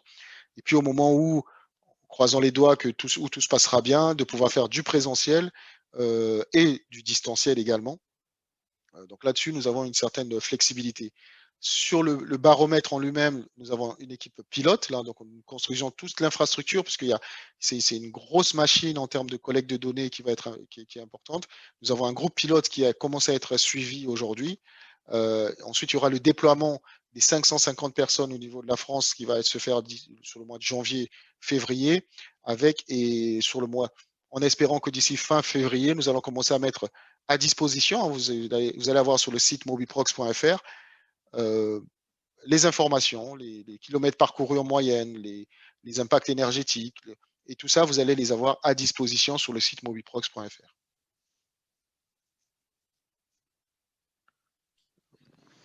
Des questions peut-être? Très bien, je vous remercie. Alors pour l'instant, je n'ai pas vu de questions dans l'icône questions-réponses. Alors n'hésitez pas à en poser.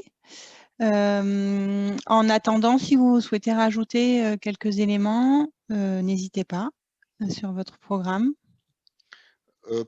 Peut-être sur la prise en charge de sensibilisation. Donc nous avons une équipe. Nous avons monté une équipe d'animateurs qui interviennent donc que ce soit en web ou en physique. Et cette équipe, elle est constituée aussi bien de gens qui ont, on va dire, une expertise mobilité, que des gens qui ont plutôt une expertise sur la prévention routière, sur les questions justement d'accidentologie. L'idée, c'est vraiment d'avoir un mixte de connaissances et d'expertise que nous pouvons apporter. Des gens qui seraient incollables sur la question des nouvelles mobilités, mais d'autres aussi qui sont incollables sur les questions de la prévention routière. Nous essayons de faire en sorte que les interventions se fassent systématiquement par binôme, parce qu'il y a un ensemble d'informations et nos interventions se veulent interactives. Nous avons mis en place un outil qui s'appelle Klaxoon, qui nous permet de vraiment pouvoir échanger avec les gens, chacun. Je vous donne un exemple, là, vous avez votre smartphone, vous pouvez intervenir, vous pouvez interagir.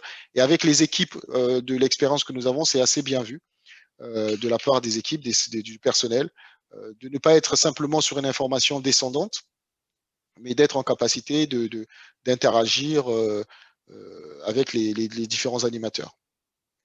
Donc n'hésitez pas, hein, si vous avez l'objectif pour nous, comme nous voulons toucher le maximum de personnes, si vous avez prévu des activités en espace public, je ne sais pas moi, des journées de la mobilité, des journées de la prévention routière, ça pour nous c'est l'idéal parce que nous allons pouvoir intervenir, vous mettre en place votre piste d'essai et puis d'avoir de la trottinette, de la gyroroue, et dans ce cadre-là, c'est intéressant parce que nous touchons le maximum de personnes.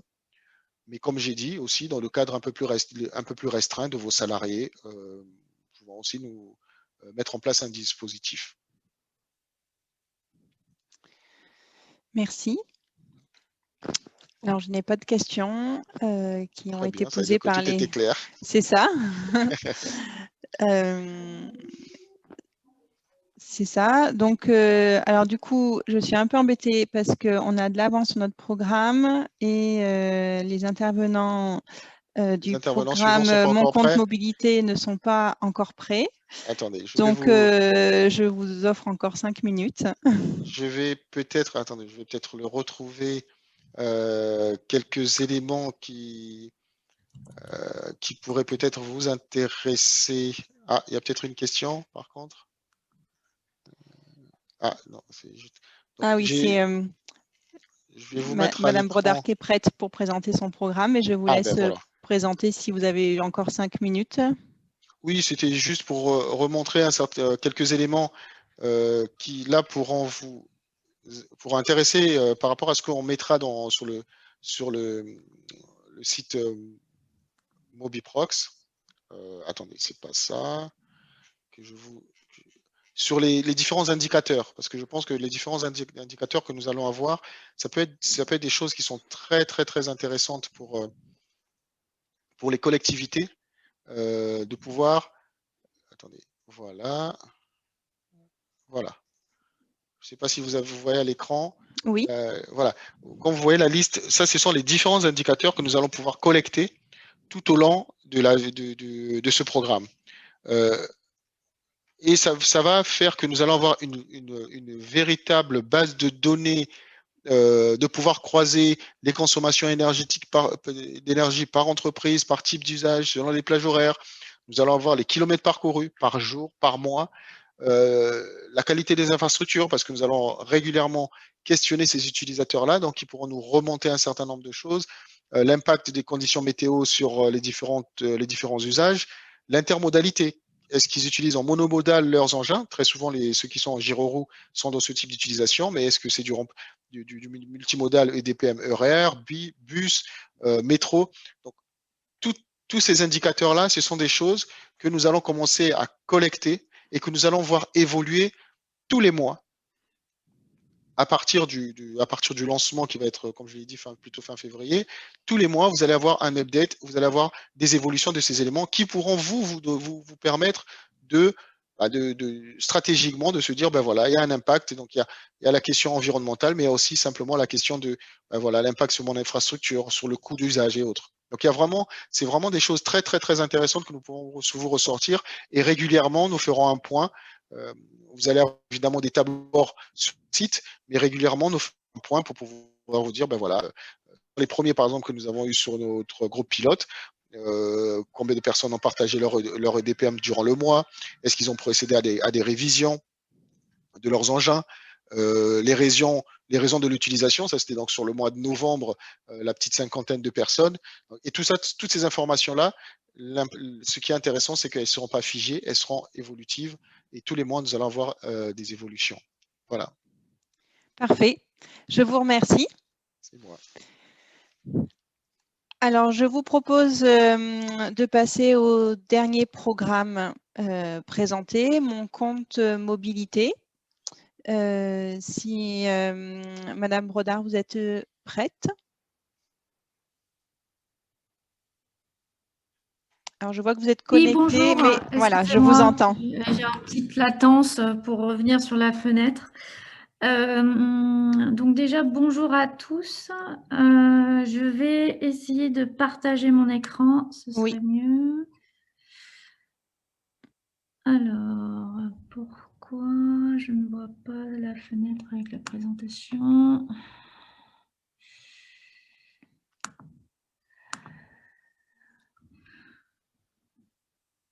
Je vous demande juste un instant. Je vous en prie.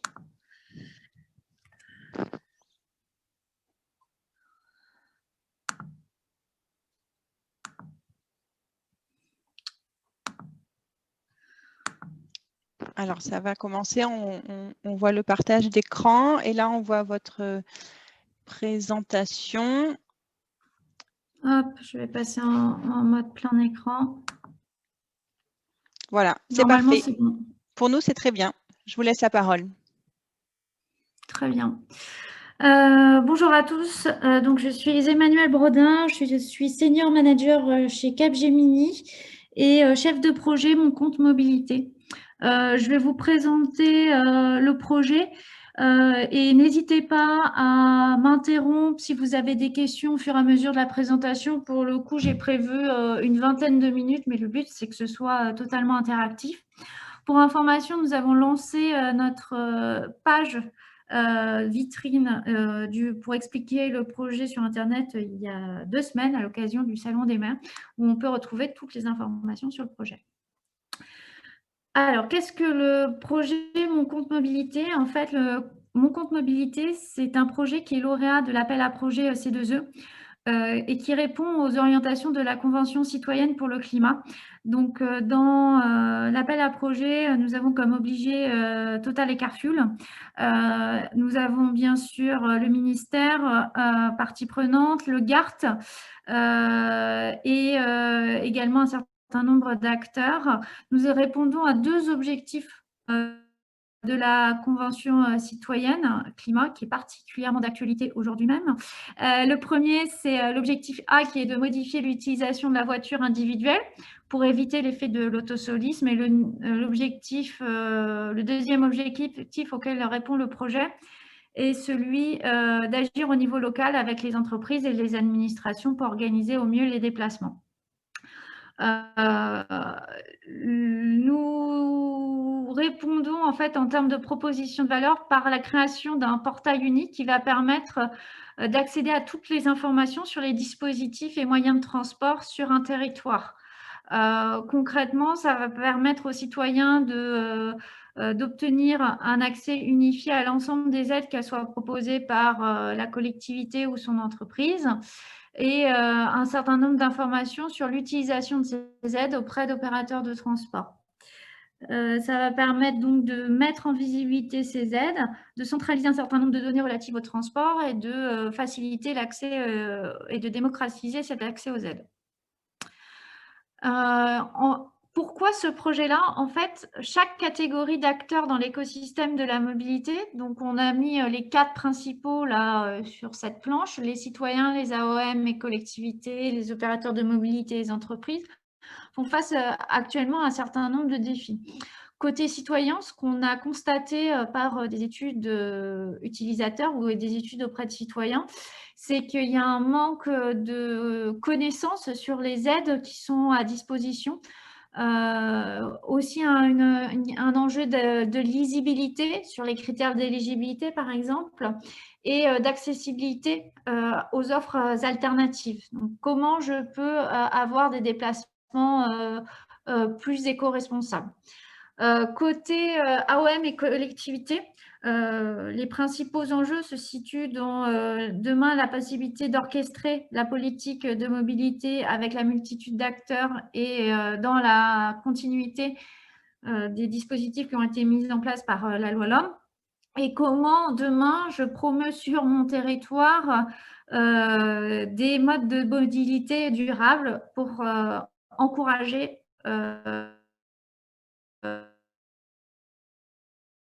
les mobilités alternatives. Côté opérateur de mobilité, il y a un enjeu sur les territoires et de s'intégrer à ces nouvelles politiques de mobilité. Enfin, côté entreprise, l'enjeu, ça va être de gérer les plans de déplacement des entreprises liés aux nouvelles obligations légales et d'encourager les salariés aux nouvelles mobilités. Ce qu'on constate dans nos échanges avec les entreprises, c'est qu'un certain nombre d'entre elles nous disent qu'il y a beaucoup de dispositifs qui sont en place, mais souvent peu utilisés ou méconnus de leurs salariés. Donc, il y a aussi un enjeu, d'accompagner ces entreprises dans le déploiement de leur politique de mobilité, et deuxièmement, de les rendre de leur donner plus d'intelligence sur l'efficacité de déploiement de ces politiques de mobilité.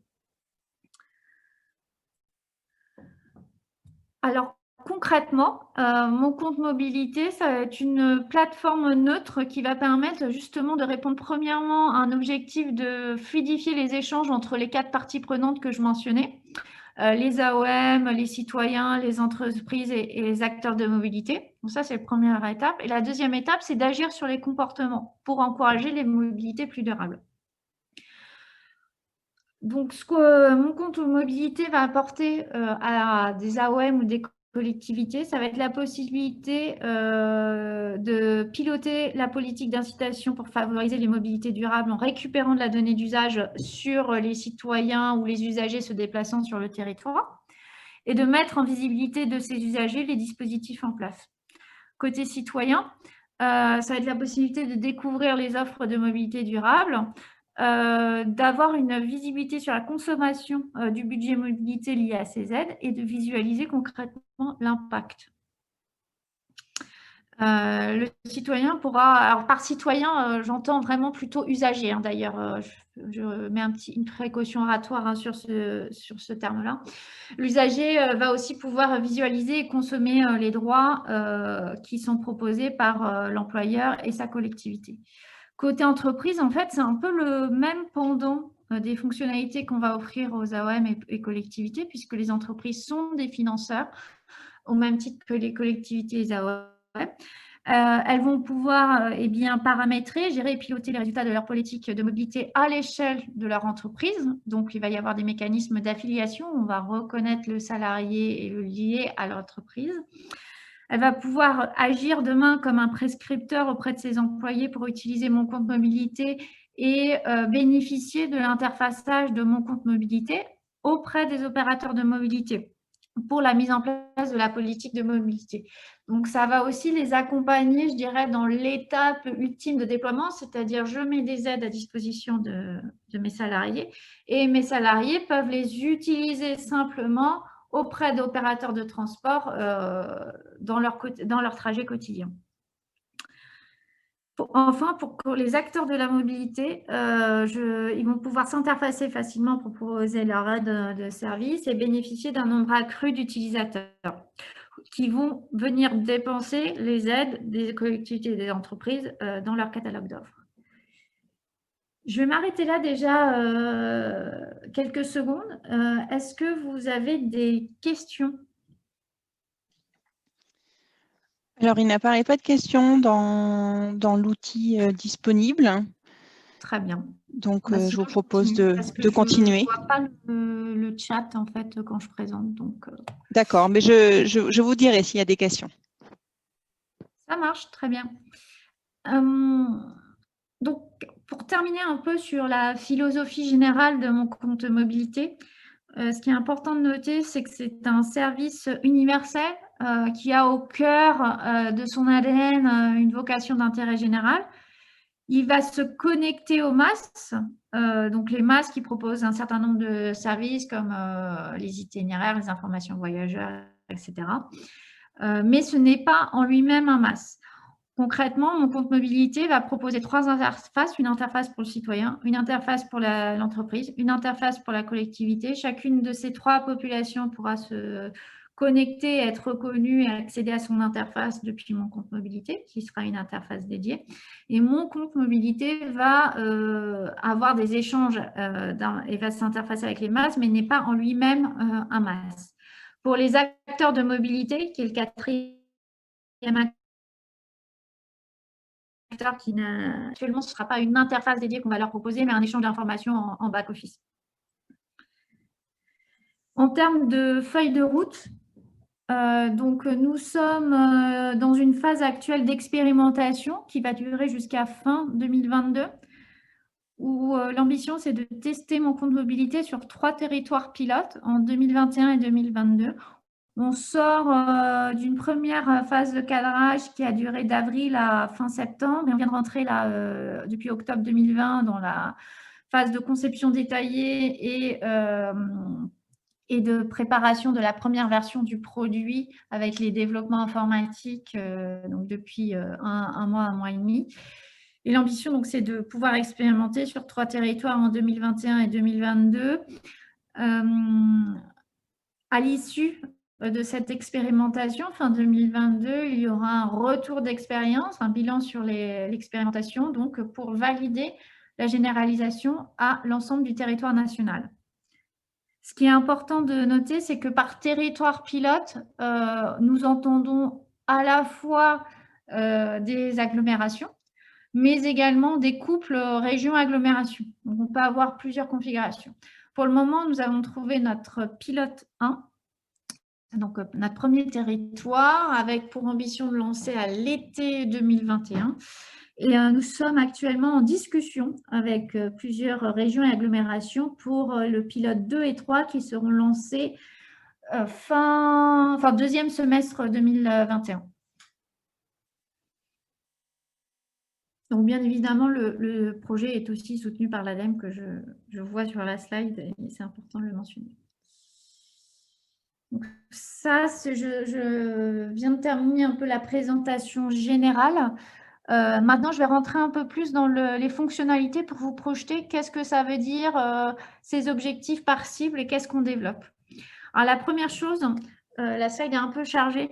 On est dans une logique agile, c'est-à-dire qu'on va développer à minima 2 versions du produit. Donc, ce qu'on appelle dans notre jargon PMV1, donc produit minimum viable 1 et produit minimum viable 2. Donc, ça va être une première version du produit avec des fonctionnalités cœur qui répondent au premier objectif de MCM qui est de fluidifier les échanges entre les différents acteurs, les 4 acteurs que je mentionnais juste avant. Et une deuxième version qui va venir répondre au deuxième objectif du produit qui est d'influer positivement sur le changement des comportements envers des modes de mobilité plus durables. Donc, si on se focalise sur la première version du produit, qui va être lancée de façon concomitante avec le territoire 1, donc en été 2021, l'objectif, ça va être vraiment de valoriser, rendre plus accessible l'ensemble des aides qui sont mises à disposition par les collectivités et les entreprises du territoire pilote 1, de faciliter les demandes d'aide auprès des employeurs et des collectivités et leur remboursement, de faciliter la connexion aux services de mobilité, de mieux comprendre la mobilité et de la piloter côté collectivité et entreprise. La première version du produit, elle a aussi pour objectif en fait de valider notre proposition de valeur et notre capacité à proposer côté AOM, collectivité et entreprise un outil pour orchestrer leur dispositif d'incitation à la mobilité durable. En termes de fonctionnalité, donc vous retrouvez les 3, je dirais, lignes de fonctionnalité que j'évoquais, puisque nous aurons 3 interfaces. Côté citoyen, le citoyen pourra accéder à un compte unique de mobilité, il pourra se connecter via une création de compte classique comme sur n'importe quel site, par exemple de e-commerce, mais également via France Connect. France Connect nous aidera aussi avec beaucoup de possibilités sur la partie deuxième version du produit pour systématiser la conformité du citoyen sur des dispositifs, enfin l'éligibilité du citoyen sur des dispositifs d'aide. Donc pour le PMV1, c'est vraiment au niveau de la création de compte et de l'authentification.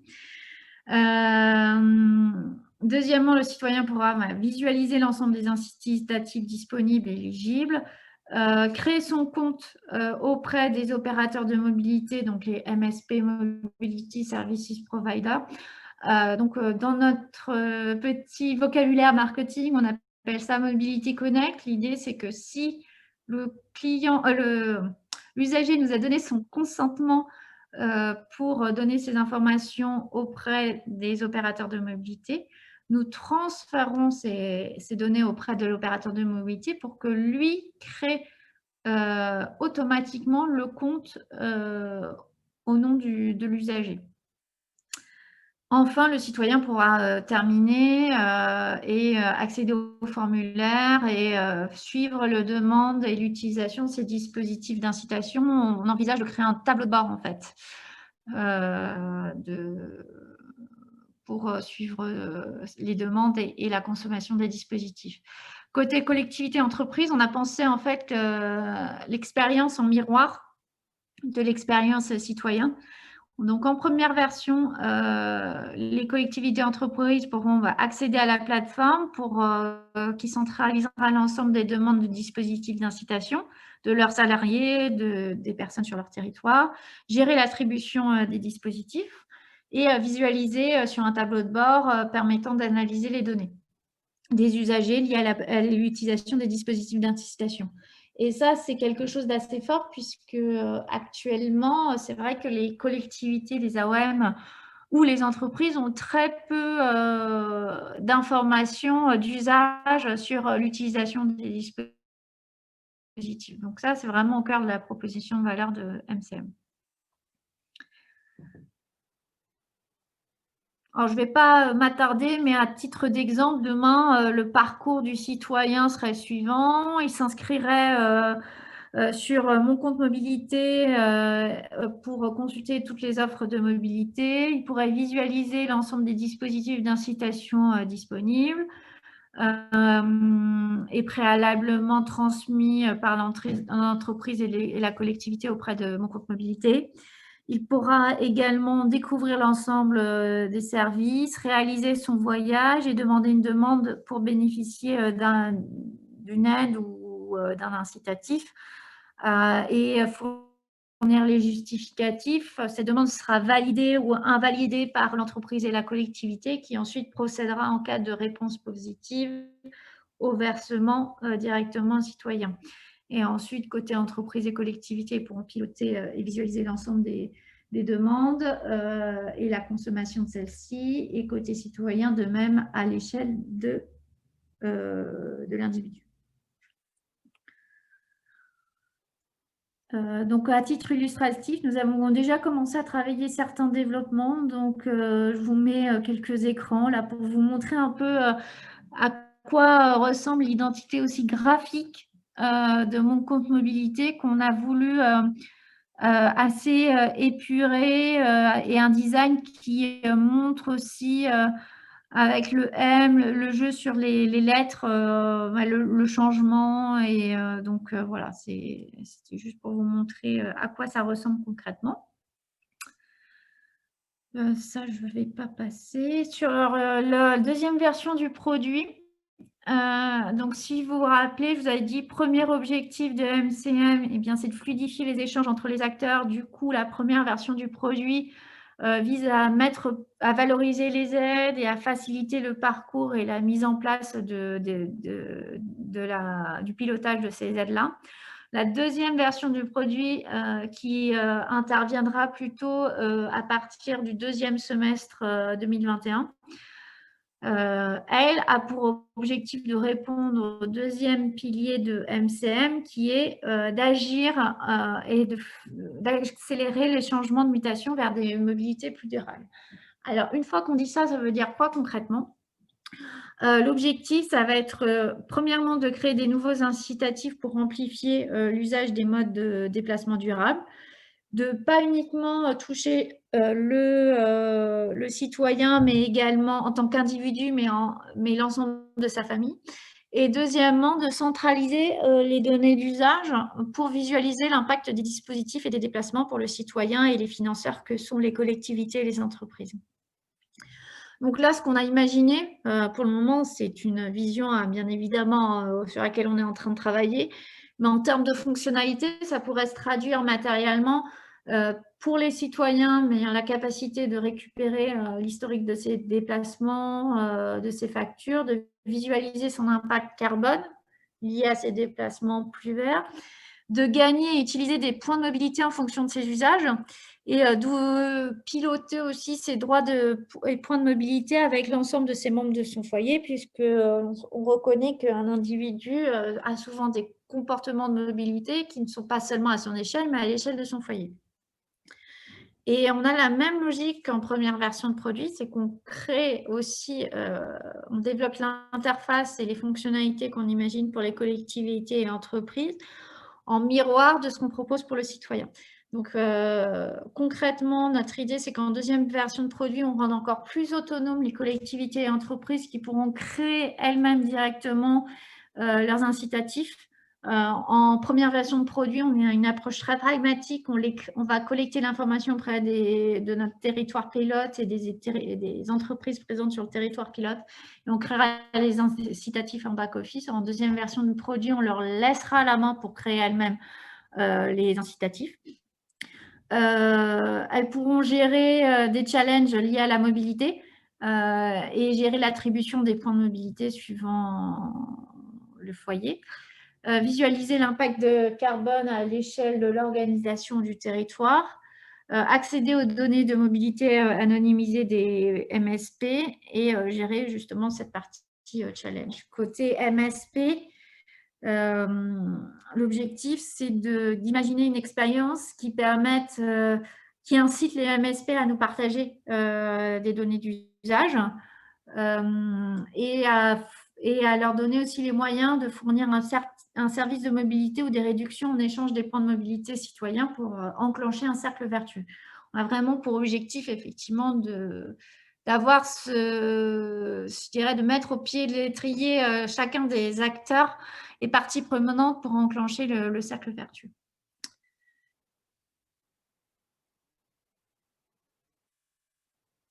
Enfin, pour terminer, alors j'ai déjà mentionné les dates clés, mais pour récapituler, donc aujourd'hui, nous sommes en décembre 2020, nous sommes en plein milieu de notre phase de construction et développement de première version de produit. Le pilote 1, donc ce sera sur une agglomération, je ne peux pas encore divulguer le nom, j'attends les règles de communication de la part du territoire, a pour ambition d'être lancé en été 2021 sur un pilote 1 et en courant au fin semestre 2021, un lancement de la deuxième version du produit sur le pilote 2 et 3 et on effectuera une montée de version du pilote 1 qui basculera également sur la deuxième version du produit.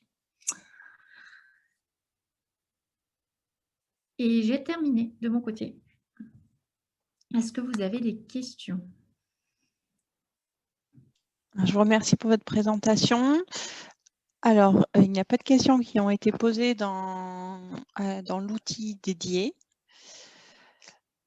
Alors, je vous invite à poser vos questions. Est-ce que, en attendant, vous souhaitez compléter votre présentation de quelques minutes?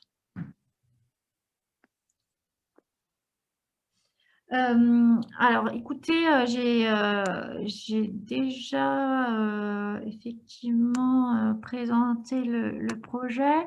Je regarde si je peux vous montrer peut-être un écran sur lequel on travaille de tableau de bord. Ça peut être intéressant pour visualiser si j'arrive à bien partager mon écran. Ça aide toujours à concrétiser le discours. C'est en train de charger. Oui, alors en attendant, je vais répondre à une personne là. Oui, donc tous les supports de présentation seront disponibles sur le site France Mobilité avec l'enregistrement du webinaire.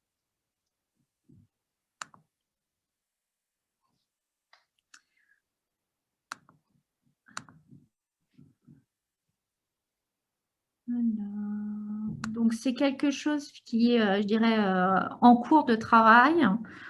Mais je vais vous montrer. Alors, share your screen. Hop.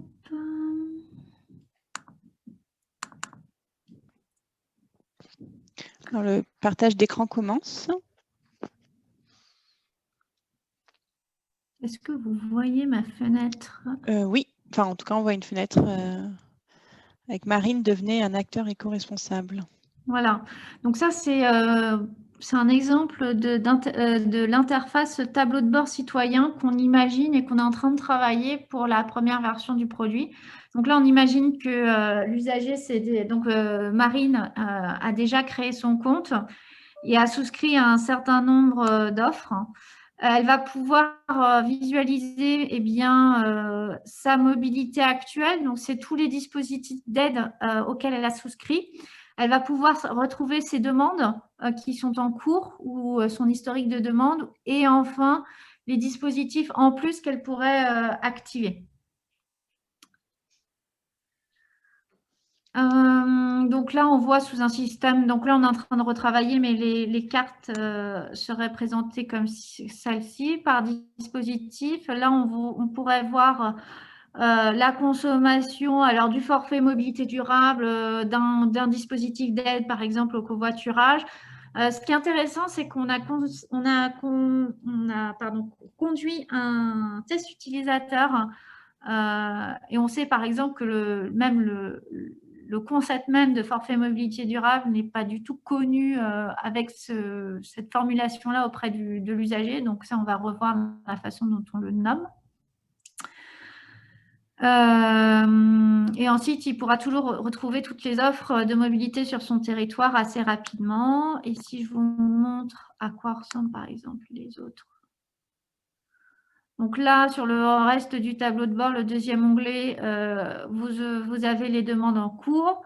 Où là, par exemple, on a maquetté l'exemple d'une demande où l'usager devrait compléter sa demande parce qu'elle serait incomplète et il pourrait accéder à l'historique des demandes auxquelles il a déjà souscrites avec les différents statuts.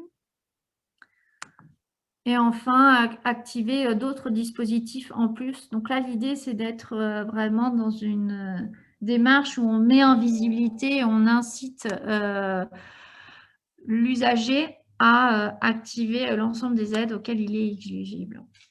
Voilà, je voulais vous montrer à quoi ça ressemble. Comme on avait quelques minutes en plus, c'est toujours plus simple quand on visualise à quoi ça ressemble concrètement.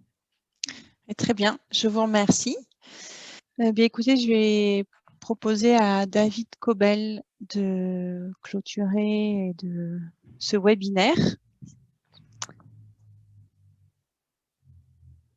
Je vais lui. Oui, bonjour, vous m'entendez? Oui, on t'entend. Super. Bon, mais grand merci à tous, à toutes et à tous pour les présentations et grand merci à toute l'équipe nationale des cellules d'appuis en ingénierie territoriale de France Mobilité et aux participants de chacune des régions pour partager ces moments de mise en valeur des programmes de certificats d'économie d'énergie. Comme ça a été précisé tout à l'heure par Hélène, l'ensemble des diaporamas et des replays vidéo sont mis au fur et à mesure dans la page dédiée au certificat d'économie d'énergie sur le site internet de France Mobilité. Donc, n'hésitez pas à les consulter, à les diffuser auprès de vos partenaires, auprès des bénéficiaires, bien évidemment.